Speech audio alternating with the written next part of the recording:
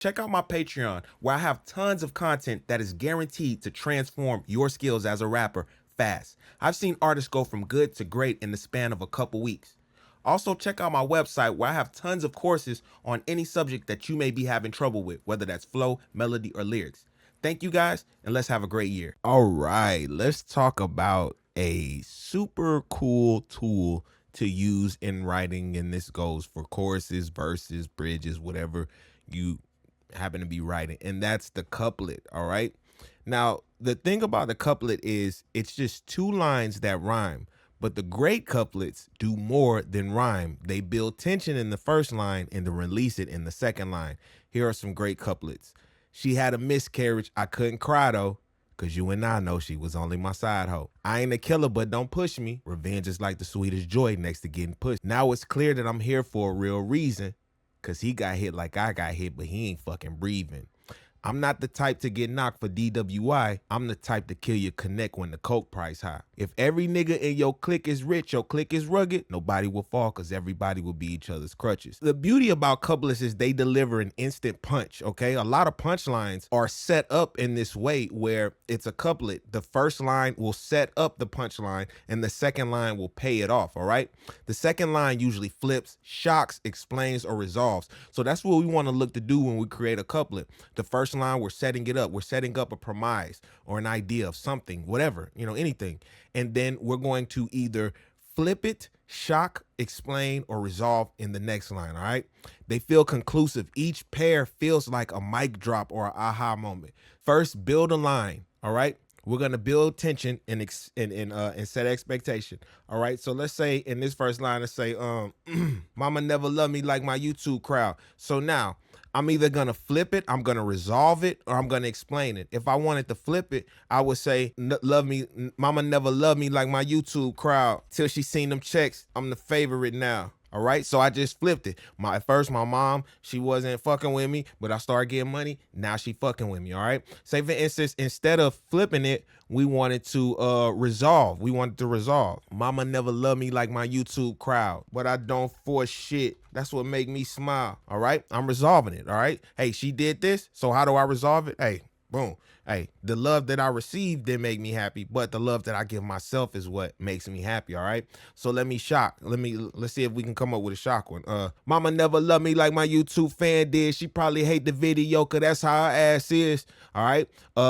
Let's see if we can explain, like my YouTube fan did. Mama never loved me like my YouTube fan did. She passing on the trauma that both of her parents did. And of course, I'm not looking for the perfect rhyme right now. This is just an example, all right? So method one, in practice, set up a premise and finish with a twist, all right? I'll set up some premises if you need help, all right? Let me see. Let's see. You've been grinding, no results, all right? You've been grinding, and you ain't been getting no results. I'll say, I've been,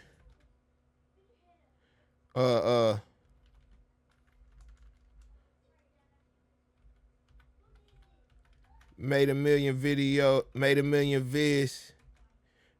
I ain't make no ends yet, all right? And made a million vids, I ain't make no ends yet. So let me finish with a twist.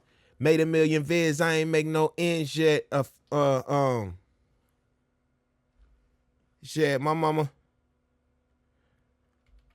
my girl talking about money I ain't get shit. All right, made a million vids, I ain't make no ends yet. My girl talking about money I ain't get yet. Now let's do one that uses contrast or irony. So let's say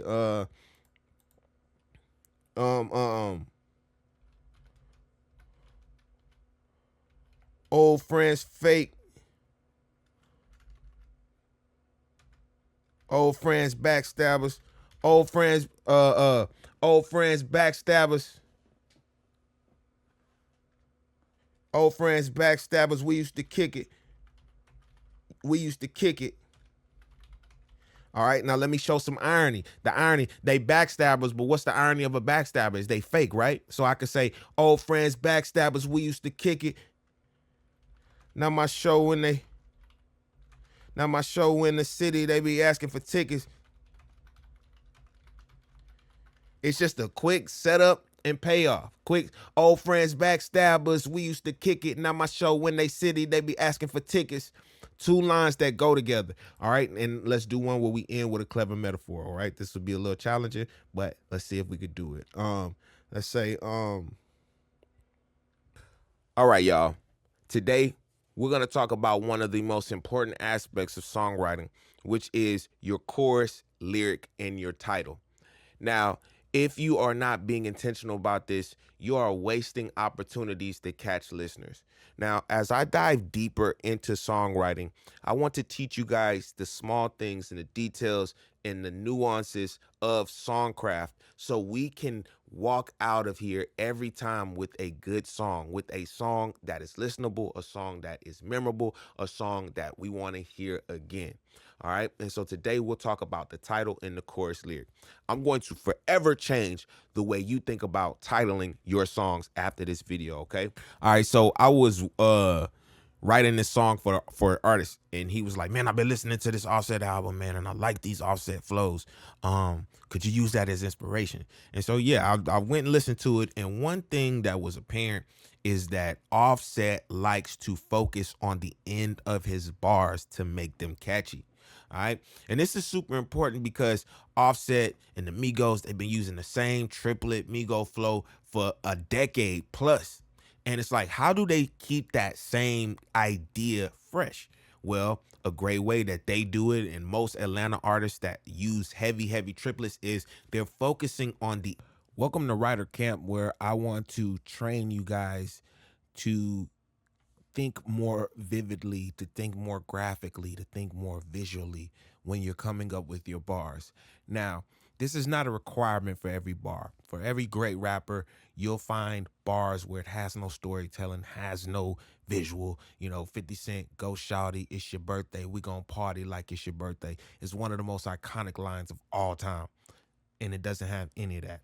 But for the rest, for the majority of your bars and your songs, you want to be able to show and not tell. And I say that so many times because that's the secret to lyric writing. Oh, all right. So in a previous video, I talked about J. Cole's Pride is the Devil verse being, sort of this non-linear story telling where he's talking about pride, but it's in snapshots. It's no beginning, middle, or end. It's no one story that he's running through. He's just giving you different emotions, ideas, and feelings that are tied to pride.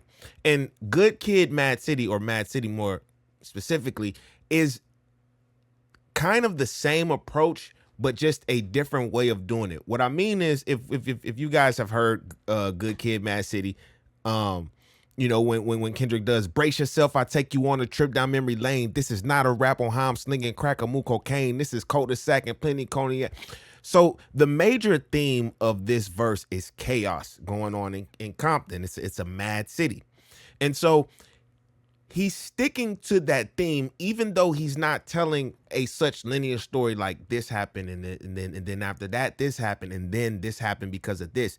It's more of a collage of emotions, of pictures, much like J. Cole's. But with Kendrick Lamar, and such a great writer, where he differs a little bit, his verse is he goes from this chaotic style to more of a linear style.